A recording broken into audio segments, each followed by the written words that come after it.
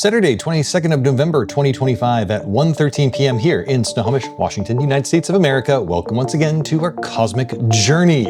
It is your Dev and Design podcast highlighting how two gentle boys made the world's best astrology software. I am your designer, Jake. He is your engineer, Trey. Hello, Trey. Hello, Jake. Well, we had a little bit of a sojourn last week when we brought on guest Eric, and that was really lovely. Yes, we love having guests of the show on. And it's it a helped wonderful thing to relieve a little bit of pressure because we had not a lot of work done because of various either life confluences or unexpected pieces of work. But I think we have made up for that and then some this week, which will now, of course, mean that we'll be in deficit next week because next week will be American Thanksgiving, which will be great. Which we're excited about, but also it's going to take time away. But it's going to take the time away from you. I mean, I hope that you all, if you're living in America, are going to have a lovely Thanksgiving, but it's going to take away from your good astrology times. And you know what? We're not into that. But you know what we are into? This. Databasement is our episode today. It's a kind of creepy picture. We're going to go through a homepage refresh and we'll talk a little bit about future homepage. We'll talk a little bit about some database stuff that will make our costs lower, therefore your costs lower. We're going to talk about the now bar and we'll do a brief message about downloads. Trey has just put that onto the schedule without really telling me what that's about. So I can only imagine that's going to be a little bit funny. But before we get to all of that, let us first get to the check-in question. I've got faith. It's you know, what do they say? Trust but verify? We'll find out. We get to the check-in question, Mr. Henry. It is up to you. Make it happen, Captain. You have to learn a new visual art style. What visual art style do you learn? So this can either be like, learning to paint or draw or something like that, or maybe learning 3D modeling to do like 3D modeling art. But it has to be ultimately like visual art for other people for your audience. Okay, if I had to learn a new visual art, and it's got to be for an audience, you're giving a very Venusian type of like, not only is it art for pleasure, but also art for profit. There is a sellable quality to it. I don't know if it has to be sellable. I think it just needs to be consumable, let's say. Well, my consumable art will then be literally consumable. I will be making statues out of cheese. And so I would take big chunks of cheese. I would probably carve other cheeses into cheeses. So I would carve a brick of like camembert into Swiss cheese, or I would carve Swiss cheese into blue cheese, and I would make some coloring into it. So basically, it's a cheese-fooling statue presentation. That's my art. Yeah. Literally consumable. Literally consumable. I love that because it reminds me of like the butter statues that they do. I don't know what religion it is, but I think it's like Indian temples, like temples in India. They do butter statues. They do butter statues, and then they melt them, and they're like kind of temporary. I also like the idea that you could do it as a fondue thing where you like bring out like a fondue pot and it's got like a carved statue in it and then you like melt it into fondue and eat it. And you have this screaming head statue of cheese and just melting in the fondue pot. It's supposed to look very much like Terminator. It'd be amazing. This would be a good thing for one of Marina Abramovich's I'm sure. Huge fan of the podcast, Marina Abramovich. Please, we're looking forward to your Terminator-esque cheese fondue statue come to life art presentations that you will probably do in like Grand Central Station. Like, why not? Why not? All right. What about you? What's your sellable? What is your craveable art, your consumable art?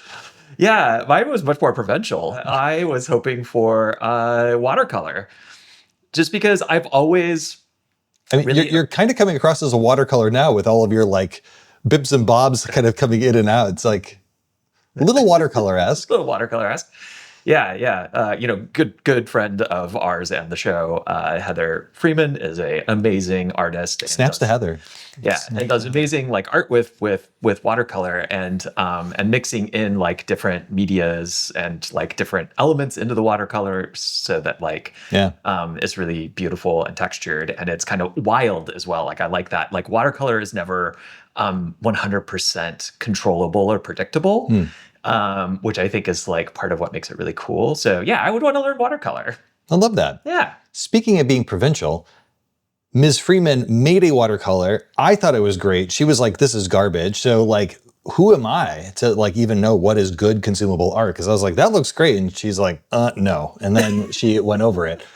I have also famously commented in a Zoom call with a bunch of people that I didn't know, that I was like, oh, this person, I really like the art choices that you made here in your place. Like, that seems like new. She's like, I'm in a hotel. So I famously was like, I like your hotel art. So I don't think my taste level when it comes to art was great. I felt mortified that I complimented hotel art. Now, of course, I was being very like, the word of the day is going to be provincial, very provincial American. And I wasn't being sassy about it, saying like, oh, I like that, but I didn't like it. I liked qualities of it. I liked it enough for it to be a mortifying statement to myself and to others. Okay, I will say I have been in a hotel before and been like, okay, I don't hate this art. Okay. But it was like a fancy European hotel. Yeah, I don't think, well. Nothing in the States. Like if you just. No, this was stateside. It was, oh gosh. it was sad and shame. So I'm just going to stick to cheese. That's how it goes. Let's talk, good check-in, everyone. Good check-in. Check-in. Let's talk a little bit about what had happened this cycle. So the first thing is that I got back into design. I've been doing a lot of marketing stuff. I got my hair cut, so I'll be doing more marketing today. Very excited about that. You'll be seeing some green screen videos from me. But I was like, I want to get back into the role of like doing things for the product, or at least doing things that are directly, not marketing the product, but like communicating the product. Mm-hmm. And God bless Trey, he was doing his best to make the homepage look and feel as good as he could, given that our preview release, but I did not like it. So I made some changes to the homepage, just making this look a little bit nicer here, just so that it looks nicer. Oh, can you go to light mode for a second? Yeah. Because light mode stunk. Trey said that stars don't show in the daytime, so we need to do something else. And I was like, no, we can just do this. So this is what the light star field will be in this kind of bluish. Yeah. It just, the whole thing looks really nice with it's and the buttons are nicer now too. Yeah. There's some softer elements to them. And then if you go to the download, actually in light mode, just go to the download now page. Yeah. Now, like there's an actual hierarchy of what the titles look like. If you scroll the way down, now we have these little boxes for downloads. So instead of these like kind of weirdo little links or whatever, and then if you hit X on the dev tools, we can look at it in dark again. Boop, there we go. Yeah. It even looks good in dark. Yeah, and then also these like... Oh yeah, and then the top things. And these things like pop a little bit and like look nice. And it's just a little bit nicer, right? This is all we're trying to do. We're just trying to make things a little bit nicer. Yeah, I think it looks really nice. It's much more pro. Yeah. This is what we're going to be doing through the preview release, or what we call major version 0. But once we get to major version 1, where we will have something that's more sellable, we're going to do something a little bit different. So this is a prototype that I vibe coded that's supposed to communicate some of the values that we will be delivering eventually with Cosmic. So the whole brand concept is going to be these moments. So it's going to be seize the moment. And this is this idea of like moments found, moments captured. And it's all about like moments captured is all about like wherever you are, grab horary charts or whatever. Moments lived, needle tools, powerful enough for any analysis, but simple and beautiful to use. And then this is gonna like do a weird little thing. Don't worry about that. Moments found, charts that move and glide, making electional astrology downright fun. And the idea here is to just like convey a little bit more of the brand. This is what's called, I think it's called the dark moon concept here, because you can see there's this kind of like dark moon. Yeah. And I also would like, if you go to the electional version of the page, that you start seeing a little bit of electional astrology, because we can bring in SWEF, or the Swiss ephemeris, into these pages. So you can see what the condition of the moon is. And actually, wouldn't it be nice if this moon here showed the condition of the moon? It's like these subtle things that help drive that like the whole thing exists in one kind of liminal space. Anyways, love it. Yeah, All about it. I really like that. And this is like the perfect thing for vibe coding, is like prototyping and getting something to the point where you can actually like play around with it. Yeah. And one other thing, Even though it's a little bit jank and we would probably never use the actual code itself. exactly. I don't know if you noticed this, but like this cosmic also is like moving, it's shifting through colors. The color scheme is changing. Yeah, it shifts this way and shifts that way in colors. Yeah. There it is. Cosmic sees the moment. That's what we're going to do. Yeah. But yeah, something like that. Yeah. And then, you've seen these links before. Hey, look at those new link styles, all that stuff. Yeah. Good times. Yeah. Really cool. I really like that. Actually, we're going to talk a little bit about SQLite, and then I want you to show the now bar. So tell us a little about SQLite, or what I would like to start calling Squealite. Squealite. Squealite. Squealite. I didn't say Squealite. Squealite. There, perfect. Good job. Okay, so you're going to talk a little about Squealite. Squealite. For us. Yeah, so basically, I think probably everybody understands what a database is. And so right now, the product stores all of your information on your local machine. Sync is coming, and we will synchronize your data across all of your different devices, etc. And also, you will be able to search through your data via the website, or just to be able to go onto a machine at the library or something like that, open up a browser and get all of your stuff. In order for us to accomplish all of that, we have to store data on our backend servers. One of the options, which is becoming a lot more popular recently, even though it's been around for a really long time, is Squealite. It's not like a complicated database thing that has to be run on multiple different machines and highly available from lots of different places and things like this, all of which is very expensive and difficult to maintain. Instead, you kind of have this one simple thing, very, very cost effective because disk storage is very cheap. By doing this, we drastically reduce our cost to serve, which is the amount of money that you would pay. Yeah, the amount of money that we have to pay in order to bring the product to you, the cheaper that is for us, the cheaper the product is for you. Yep. And so we are very conscious about how we can make decisions about how we do things like what our database hosting is and things like that. So we are making decisions to reduce our cost so that you have to pay less for the product when you become a paying. Once we ask that you pay, which is going to happen sometime in the future, not today, not tomorrow, but soon. And we hope that we have done enough that you believe in us enough that you will pay. Yeah. And so Trey makes it very clear. Like, we're trying to make things as cheap as possible so we can ask as little money from you as possible if and when you would like to pay. Yeah. So that we can build this thing further, sustain it. It can sustain us. Maybe we could hire a couple of people. Wouldn't that be nice? Wouldn't that be amazing? Yes. All right, let's talk a little bit about the now bar. We got some feedback from customers, early customers that are using the preview release. If you are not one of those customers yet, might I ask you to go to cosmic.plumbing and download the app now. By the time that you view this video, the download page is going to look a whole lot better. When you download the app, you will see that you'll go through a startup experience, then you will start being able to create charts. But one of the pieces of feedback that we got from our early users was that they couldn't figure out how they could just see what was happening right now. And they wanted to go to a now chart right now. And there's a way you can do that with the keyboard, but you still have to kind of go into a chart. So what we decided to do was take something that we had found that our friends at SolarFire and AstroGold did really well, which is a bar at the bottom that kind of shows you like what's happening right now. And instead of it just being generic for everybody, we respect your settings. So we respect the perspective. Trey will talk a little bit more about that. And now we have this thing at the bottom, looking at your screen right now, at the bottom bar, there it is, the now bar. Trey. Yeah. So it's showing, like Jake said, it's showing based on your perspective, the information that you would like to show here. And I'll demo that as well so you can change what is displayed here. We're just using the built-in Hellenistic perspective at the moment.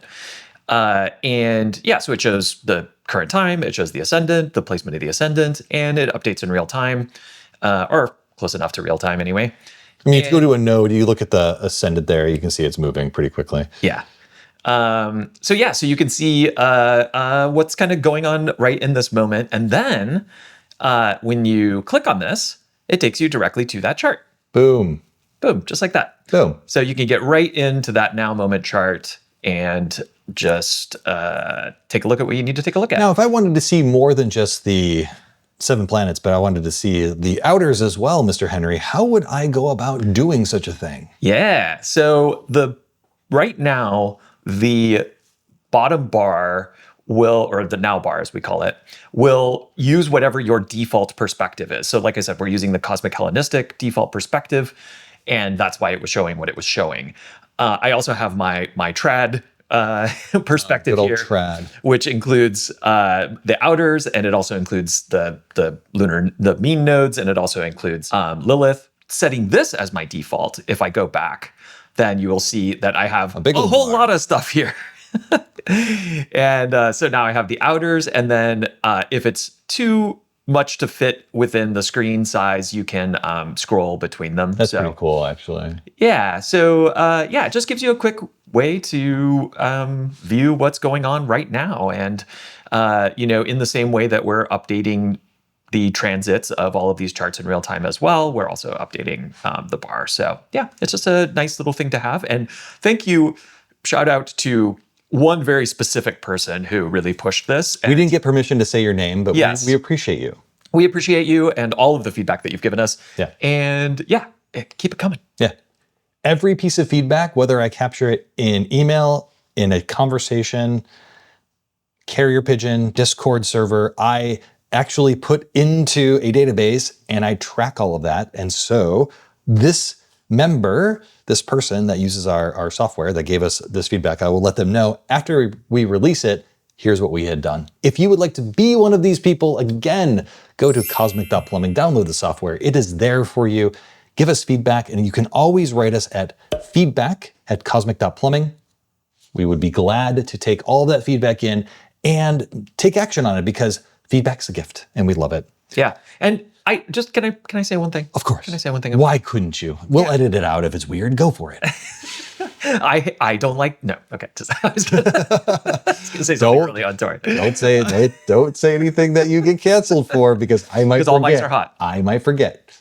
We're in Mercury retrograde. This is not the time to be messing with communication, Mr. Henry. 100%. No, I was just going to say that when we get feedback from the folks that use the product, and then we enhance the product based on that feedback, we're also making it better for us because we use it as well. We're part of this community. So we really love the feedback because we don't have all the answers. No. And when people are like, when people are talking about like, oh, when I'm using Urania, I just really love that it's like pops up the like now chart and I don't have to really do anything to just be right in there. It'd be great if Cosmic did something similar. It's like, oh yeah, that makes perfect sense. Like, why don't we have that?